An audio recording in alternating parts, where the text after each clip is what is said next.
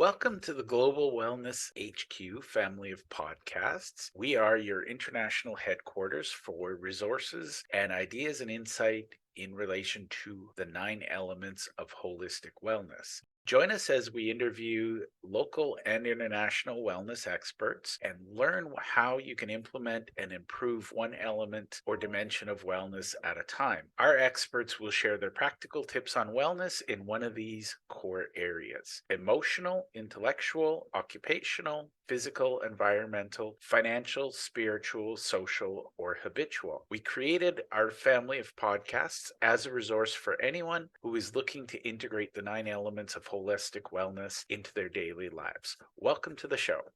The Global Wellness HQ family of podcasts is proudly sponsored by the Global Wellness HQ community. It's an online membership group where we meet, we share ideas, we share insights, and we all work together and help one another discover our own personal wellness journeys. If you'd like to join us, you can easily click the link below or scan the QR code, and we love hearing your stories. So we hope to see you in the community. Hi, everyone. Welcome back. In this episode, I'm really excited to introduce all of you to a new friend. I'd like to invite and welcome Adi Klevit to the show. Welcome. Thank you, Jeff. So glad to be here. Awesome. Well, let's jump right in, Adi. Why don't you tell us who you serve and what you do for them? For sure. So clients that come to us are fast-growing companies lacking consistency. And I actually I'm going to give a shout out to my friend Mitchell Levi that helped me come up with this particular sentence, because I think it really encompasses what we do. It is fast-growing companies lacking consistency. And what does that mean? It means that companies that are growing and scaling, they want to get to the next level, but they need their processes and procedures documented, created, documented, and making sure that they're followed by all. And that's what we do. We basically we bring order into the chaos of the day-to-day business world by creating, documenting, and implementing processes and procedures. I love it. And by the way, I don't know if you knew this, but one of my favorite things is I do believe every business needs those processes. And I will also admit to having once been, when I became an entrepreneur, I rebelled and said, I don't need processes. I'm a creative, and then I'm happy to say I've gotten back to the place where I don't think a business can exist without processes. So maybe you'd like to address that little comment. And I think you're absolutely right. I mean, the question I always like to ask is why do you need processes and procedures, right? So I know you are a recovering accountant, Jeff. I don't know if you want to promote it, but there we are. So looking back when you were in practice, like if I would have asked you, why do you need processes and procedures, what would you say? I think honestly, so I go back my process passion. When I was a teenager, I worked at a fast food restaurant. I worked at McDonald's, and it didn't dawn on me at the time, but it meant that we had a process for everything. And what it meant was that you could put $1 million restaurant in the hands of a bunch of teenagers, and we would deliver the same result over and over. Right. That's exactly right. So it's consistency. Other answers that I get of why processes and procedures, a really common one is in order to help train and onboard new employees, right? Because you're bringing people on, the amount of time, the cost of training and the efficiency varies if you don't have it documented, right? So we document it, but we also use it as a training manual. So you get a playbook that has all your processes and procedures, but we also work with you on training and how to train. So when I say processes and procedures, it's not the policies and procedures for HR. We don't not do employee handbooks. What we do is we document the processes and the procedures throughout the company, whether it can be your HR department, it can be sales, marketing, operations, business development, even your leadership and management and how you run the office, the the business, etc. So that's what we're talking about. So we talked about consistency, everybody doing it the same, onboarding and training as a why to do that. Another big reason is risk mitigation, right? I mean, if you have, let's say, a customer service person that do it their way as opposed to the way that you want it done, then there can be some risk there. You can have unsatisfied customers, you can have things that are happening that are out of your control. So definitely the risk mitigation factor. If you want to sell the business, so preparing for selling, let's say in the next 3 to 5 years, that will definitely, having well-documented processes and procedures will increase the price of the business. And I can tell you numerous examples of clients of mine that we documented, we created it, and when they went to sell the business, it was, wow, okay, it's kind of like you're talking about the McDonald's franchise. So Yeah. it's the same concept, it's the E-Myth concept of a turnkey operation. You don't have to be a franchisee, or franchisor, but you can create your business and be able to transfer it to the next person. With that, like another why is, if you have employees that have been with you for a long time, and the proverbial, getting hit by the bus, I don't like using that analogy. I much rather use something a little bit more uplifting, like, maybe, you decide to go on your dream vacation, or the employee decides to, and you want to support them, and yeah, go for a month, everything will be fine. Well, you have to extract that information and have it documented. And it applies also for the business owner themselves. I mean, if they find themselves working in the business and wearing the hats that they can't get rid of, right? Because they are the only ones who know how to do it, or they've always done it, etc. The way to actually be able to transfer that to someone else is to have it well documented in a way that can be trained on somebody else, and then bring on somebody that will train on those materials, but the knowledge is not lost. And you and I also had a conversation before the podcast. We mentioned the changes that the pandemic brought to businesses, right? So this is, again, goes under risk mitigation, because none of us anticipated the pandemic, but when it happened, businesses had to make decisions very fast. And some of those decisions, unfortunately, was to actually let go of some key employees, or let go of employees, downsize. Some people expanded, some people contracted, right? Or they had to change the way that they were doing business, and then post-pandemic, maybe bring it back in, all the successful, like, what did we do in 2019 when we actually had in-person conventions? Oh, this is what we did, but now we forgot in the last 2-3 years what happened there. So if you had it documented, you can always go back and refer to it, right? So I love those it. are the reasons why documenting. I love it. And I think, I'm going to distill that, because a lot of entrepreneurs, they want more time in their lives, they want more freedom, and they want to make more money. And honestly, I think you've covered all of those in that quick little synopsis. Absolutely. Yes, that's exactly right. We did a survey a few years ago, and we asked the question of entrepreneurs, what do you like best about being a business owner? And do you know what the number one answer was? I'm going to guess freedom. Absolutely right. We asked Which business owners that are not related, they never heard of each other, different industries, and the number one answer that we got, it was mind-boggling. Jeff, it's kind of like you go and ask, okay, I'm going to ask this question, and then you hear the same answer and the same answer and the same answer. I mean, this is basically the power of surveys, because that is the number one common denominator of entrepreneurs, is that they want freedom.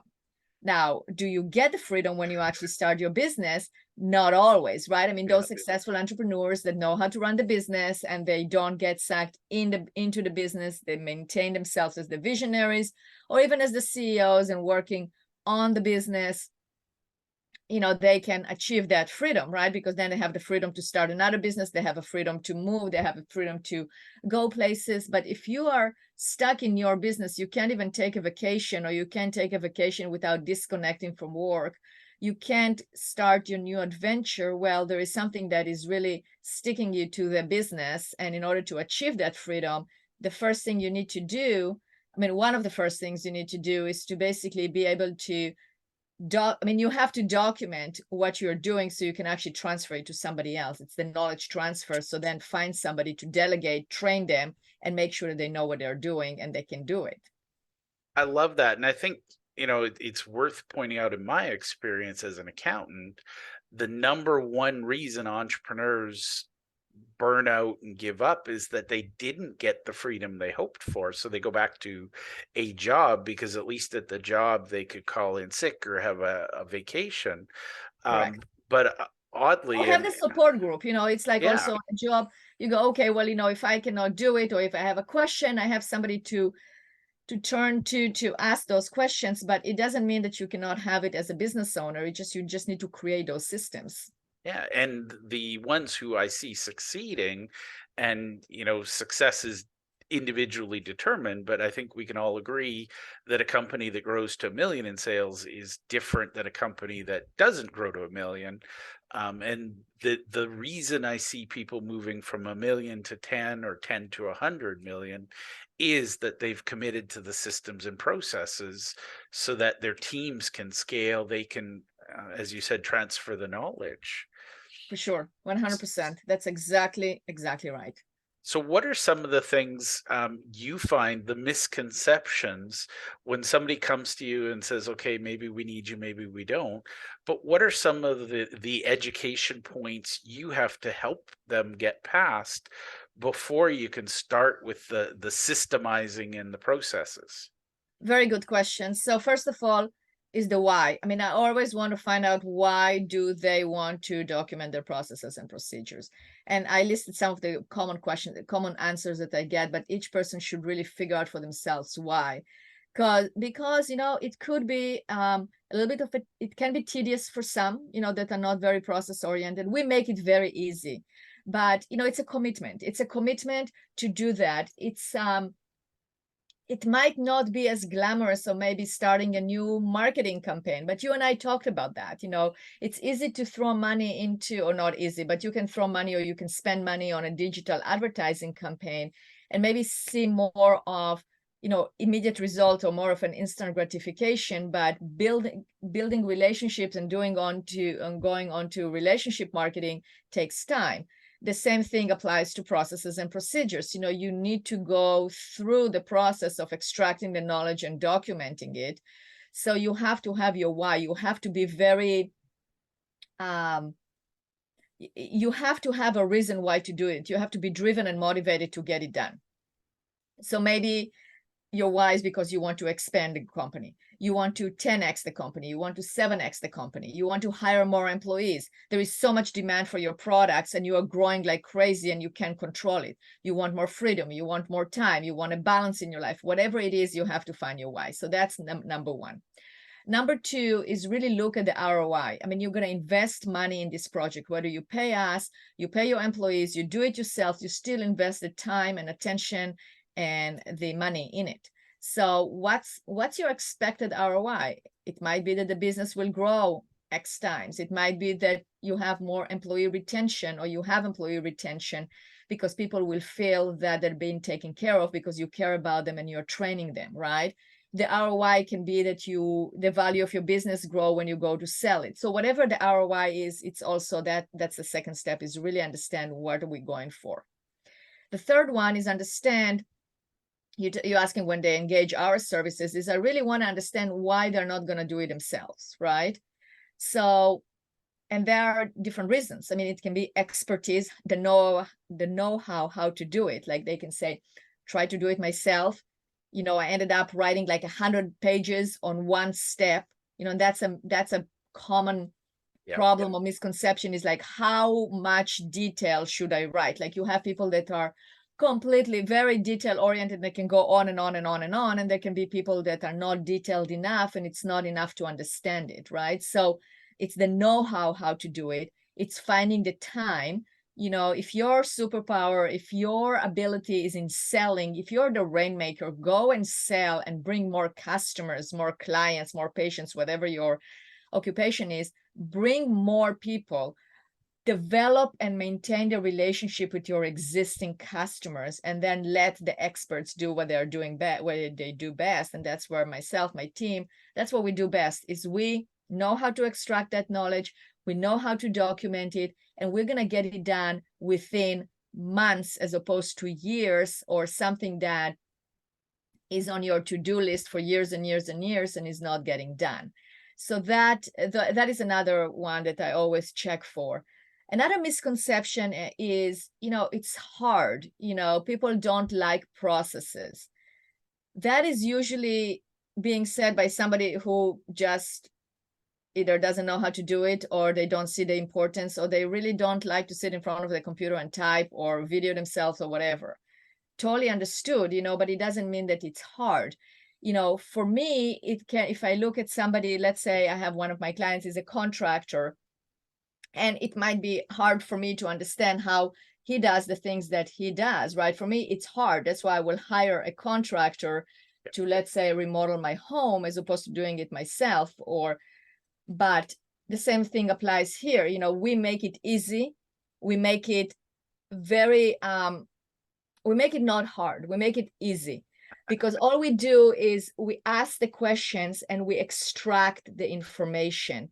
We record videos, and then we create this our final product is you can even say it's beautiful, because it's very well documented. It has screenshots, it has videos, it has the right amount of information, not too much, not too little, that can actually be used. We even create quizzes, and we create tests, and we create checklists on how to onboard and how to train.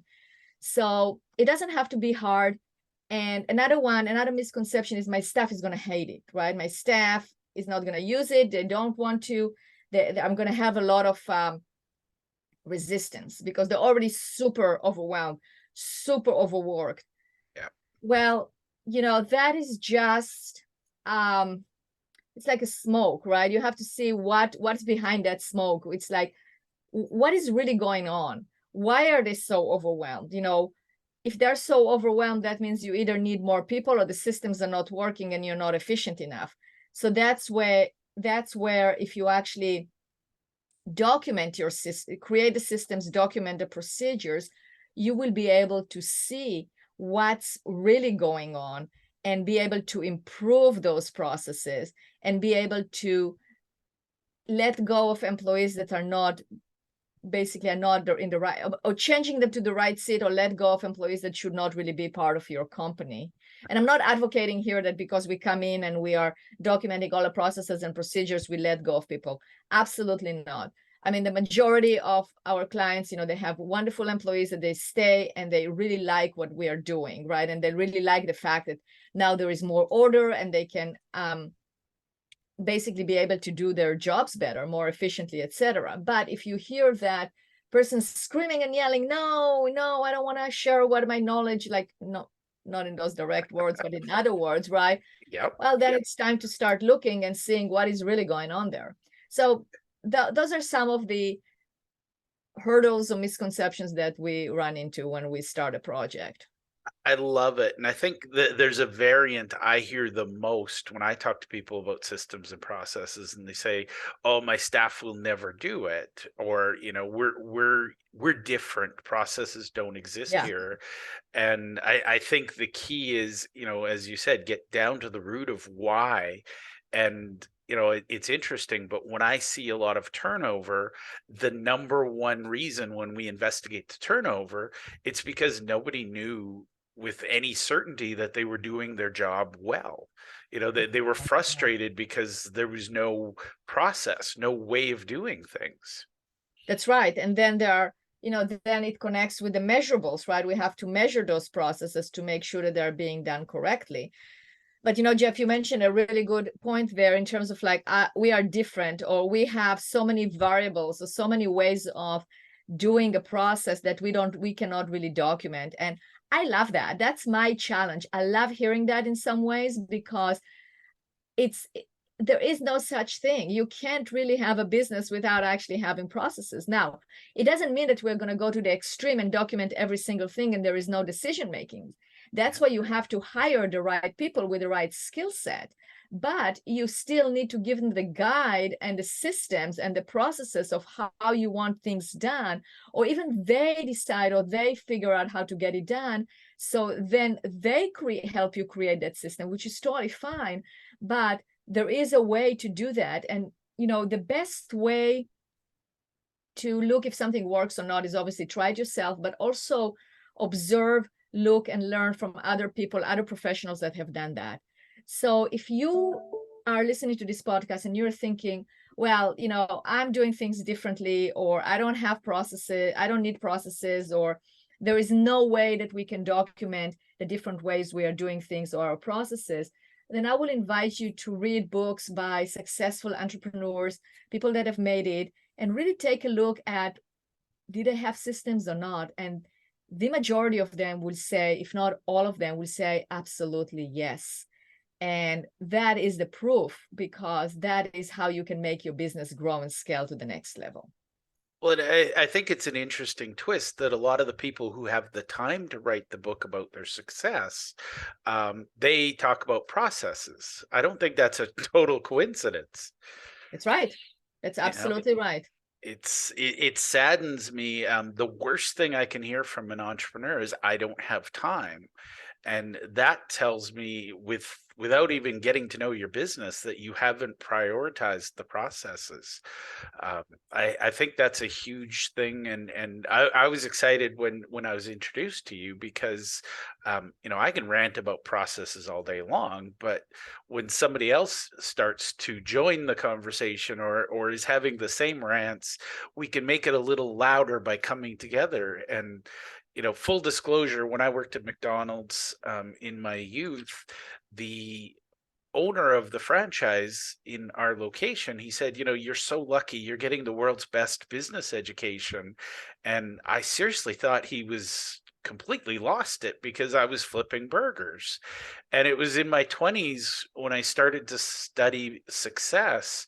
I looked back and I went, oh, the lesson was totally missed. But I just love the fact that you can go to a McDonald's restaurant in any city in the world and how they do certain things. That's right. That's absolutely right. And we even had competitions so that how well were you following the system. Now this is a total tangent, but one of the things I hear a lot is we invested a lot of money, and everybody says, oh, we did that or we tried that and it didn't work. What would you say is your number one piece of advice for, we've created the processes, now how do we make sure people are following them? That's right. So my number one piece of advice, it starts with the mindset of the owner, of the leader, of the CEO. Because I have, and I wrote many blogs, definitely several blogs about how to get the processes followed by all. I actually am doing a webinar in a week and a half about that, because that's the number one topic that comes up for people. How do I get it to be followed by all? It starts from the top. It starts from creating a culture where processes and procedures are okay and are being utilized. Because if you, as the owner, as the entrepreneur, as the president, as the CEO, have that attitude of processes are not important, they're just something that I read in a business book and I have to do it. It's not working for our company. Yeah, we have it, but we're not using it. Oh, it's one time, we can just not follow the process. No, it has to start from the top with the intention and with the message of, this is what we are doing. This is very important. This is why this is a process-driven company. Yes, we still have freedoms. We still have creativity. We still value very much our employees, but we are driving and following the processes and procedures. And then, and you get yourself involved in that project. You really drive it. You support it. You are the key promoter of it. And from there are all the ways of actually getting it implemented, where you actually use processes in issue solving. You introduce it to the people and get their input on the processes. You ask them for their why and how, and then you sell it to them how processes and procedures will help them solve the problems they are facing. You always refer to it. You keep it current. You put it in an accessible place that everybody can use. So, and access and use. But it really, if the number one advice will be like really having that, being the champion of that campaign that we are doing in terms of implementing processes and procedures. I love it. And I think I hear that the most. Well, we did that, but it didn't work, so we shelved it. And to me, that's clearly, I see, and I want your opinion on this. Most of the projects I've seen where processes failed, it was dictated from the top down. It was something that was done to the employees, not for the employees. And usually it was for whatever reason, and usually it was a bad reason. Like, I was at a conference and I heard about it, or I read a book, or I read a magazine article. There wasn't a lot of true why, which I think, that's one of my favorite Simon Sinek talks, is starting with why.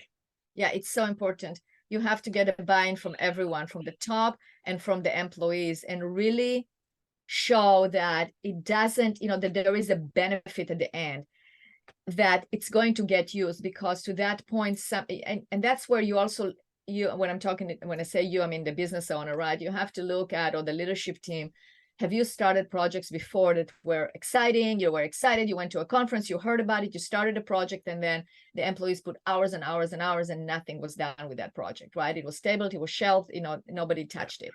So that's also, it's a commitment to a continuous utilization of that particular project. So that's another point, right?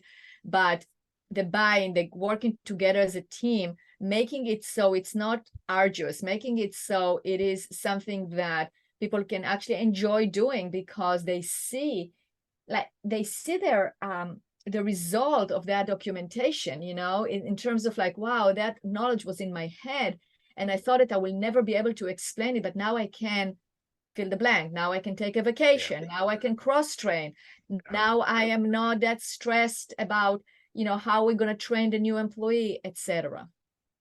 I love that. And I think that's a piece I personally want to highlight and put a big flashlight on, is that when you're training new staff, it helps them feel comfortable quickly. You can reduce some of that, lost new employee turnover. And I've had many jobs where you show up and they're like, here's your desk, get to work. That's And right. you immediately start to wonder, what did I do? What did I sign up for? That's So right. And I can tell you a story. I remember it so clearly, is that we were working with a big real estate company, and we created the processes and procedures, and we introduced it to the team. And one of the new team members, that he was basically hired a week before that workshop, he said, wow, this is giving me the certainty that I was looking for, and the stability that this is a company that is here to stay and I can be successful here. And just hearing that from the beginning, it gets you that, the stability for yourself as an employer, that your people are going to stay, and that is employee retention. That is definitely leads to employee retention. awesome. Now, this is not listed as one of our standard questions, but the good thing about being the host is I can go on tangents. What is your favorite area to document? Where do you nerd out and you get really excited? What part of the business is your favorite? I know you have a favorite child, so we're Oh gonna. my gosh. I don't, honestly, because my favorite is the one that will bring the biggest return on investment and the biggest order, and it makes the biggest difference, right? So if I'm documenting payroll, it's fine, because I know that then it can be improved or it can be passed to somebody else, and I'm helping that person that says I never can take a vacation more than 2 weeks or more than a week, depends on the cadence of the payroll, because nobody can do it, right? Or get excited when I can help a business owner extract the knowledge so they can hire for that position, that they don't have to do it anymore. Or I get excited where we can actually document and do a knowledge transfer, where the employer was held hostage by his employees because they didn't know how to do things, right?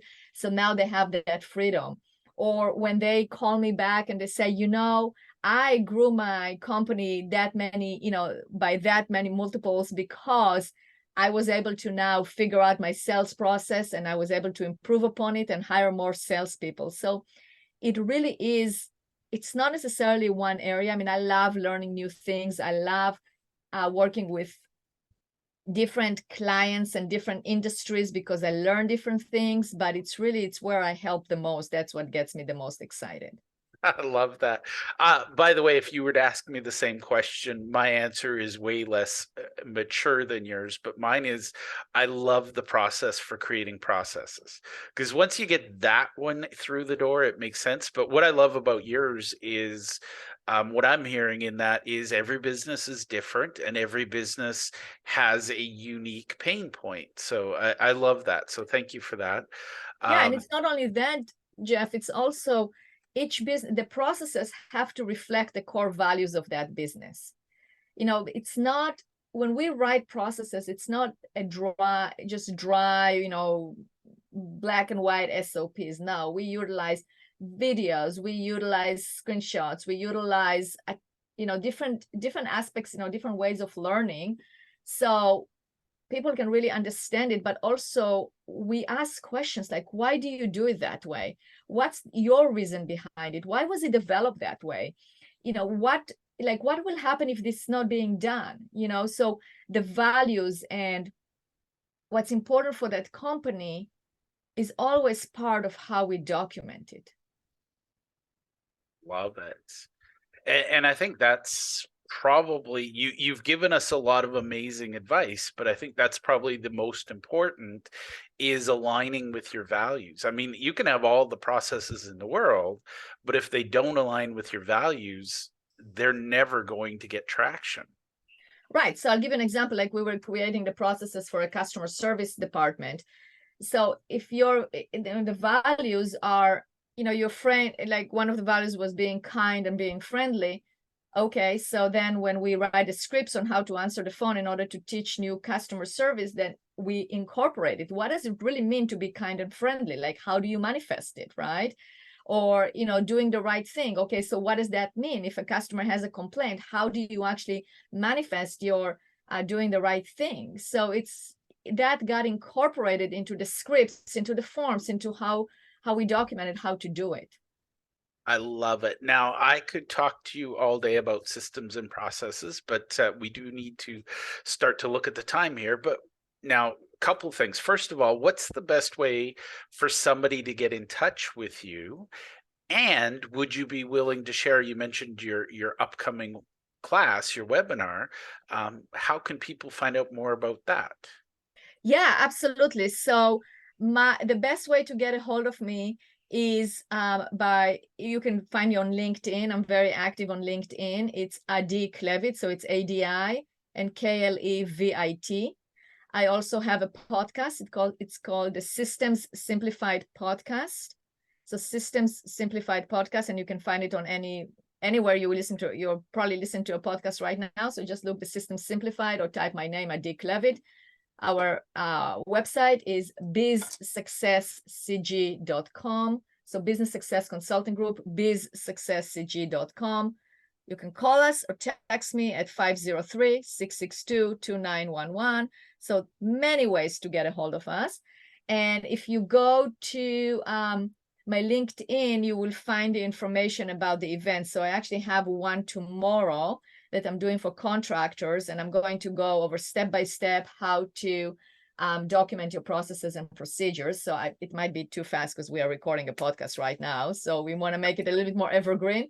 And I'm constantly doing webinars and talks and really giving the information on how to do it. So if you go to my LinkedIn, Adi Klevit, then you will find the information there under the events.